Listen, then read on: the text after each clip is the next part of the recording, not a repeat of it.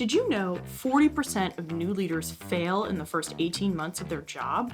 40%! According to research by a leadership development firm in Pennsylvania, 4 in 10 leaders don't make it to the 2-year mark. This begs a pressing question. Why? Why do nearly half of these promising leaders stumble at the very start?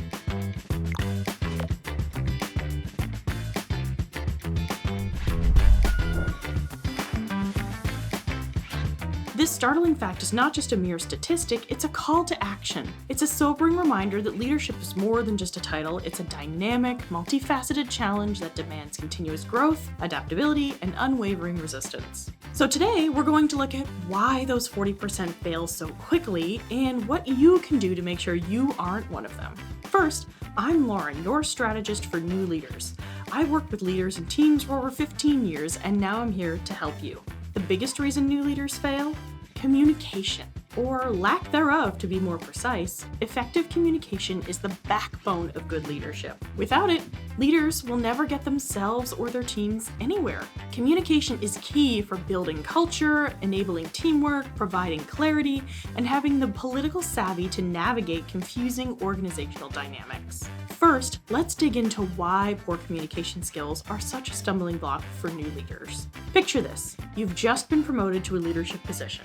You're excited, motivated, and ready to make a positive impact. However, the reality of leadership can be a bit overwhelming. You're suddenly responsible for not just your own work, but the success of an entire team. This means you're in constant contact with a diverse group of people, each with their own personalities, work styles, and expectations. Now, if your communication skills aren't up to par, here's what happens. Ineffective communication often leads to misunderstandings. Your team might not fully grasp your vision, instructions, or expectations, which can result in missed deadlines, errors, and frustration all around. As a leader, you need to be crystal clear to avoid confusion. I was working with a client, Natalie. She was a new product marketing manager and excited to start working with her team. But Natalie really struggled with articulating her plan and vision for the team. She thought the team could just read her mind and figure it out for themselves. She thought it was obvious. She didn't want to be a micromanager, but she stepped back a little too far and the team felt directionless.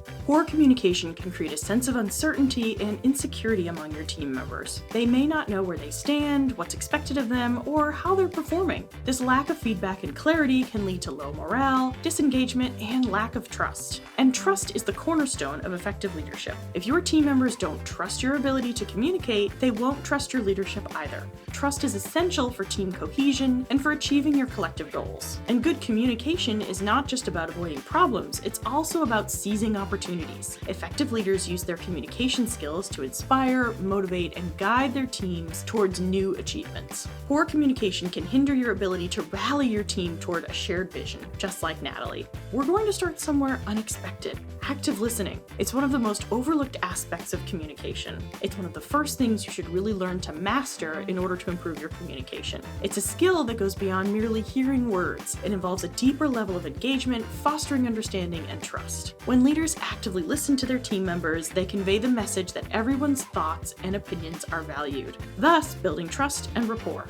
This skill enables leaders to gain a comprehensive understanding of what's being communicated, including the emotions, concerns, and unspoken messages beneath the words. It's not just about waiting silently for your turn to speak, but truly understanding what your team members, colleagues, or even your superiors are saying. Ask questions, show empathy, and take the time to process what you've heard before responding. Active listening not only fosters trust, but also leads to better decision-making. Next, focus on creating clarity in your messaging. Clear and concise communication is the name of the game. Avoid jargon and buzzwords wherever possible. Speak in a way that everyone can understand, and make sure your message is consistent across different platforms. The clearer you are, the easier it is for your team to follow your lead. To help Natalie overcome her under-communication, I taught her how to strike that delicate balance between providing clear expectations and allowing her team to excel. I emphasized the importance of setting a clear vision and goals while empowering empowering team members to make decisions about how to accomplish those goals and take ownership of the work. She was able to learn the difference between providing clear direction and overmanaging her team. Leadership is about being adaptable and not just in your communication. As a new leader, you'll encounter a wide variety of people, from team members to fellow leaders to executives, and everyone will have unique communication preferences and needs. Being adaptable allows you to tailor your communication style to suit different individuals, fostering better understanding and trust. And adaptability enables you to adjust your messaging for various situations, whether it's addressing a challenging issue or inspiring your team toward a shared goal. Tailor your communication style to your audience. Some may prefer emails, others face-to-face conversations. The ability to adjust your approach to suit the needs of your audience is crucial. And you should not only consider your audience, you also need to consider the circumstances. You, as a new leader, need to recognize that not all situations require the same type or style of communication. You wouldn't give your boss the same level of detail or specifics you'd give your team, for example. Or an even higher-up executive might need the information framed differently to be able to make the connections to how they view the company. For example, how does this project impact the larger initiatives of the organization? If you're struggling with being effective in your communication, use the link below to apply for a free discovery call for my Leading with Confidence Blueprint program. I can help you develop your communication muscles and become a more confident leader. Don't become part of that 40%.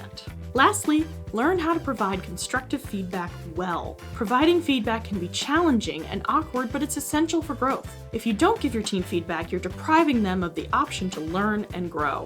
Feedback teaches them where they should focus on improvement and where their strengths are. Without it, team members may be confused, thinking they're doing well when they're really not, or even the opposite, thinking they're doing terribly when they're actually excelling. Additionally, the absence of feedback can lead to uncertainty and frustration, eroding trust and engagement within the team. It's through constructive feedback that leaders can inspire, motivate, and foster a culture of continuous improvement. Simply put, when new leaders don't give feedback, they're missing a chance to help their team get better, making it harder for everyone to learn and grow, and they're not setting a strong example for good leadership. Remember, feedback isn't criticism, it's an opportunity for improvement. Be specific, highlight what's working, and suggest solutions. This not only helps your team members grow, but also strengthens your relationship with them. If you want more help communicating as a leader, check out my video, Effective Communication for New Leaders, next. Talk to you again soon.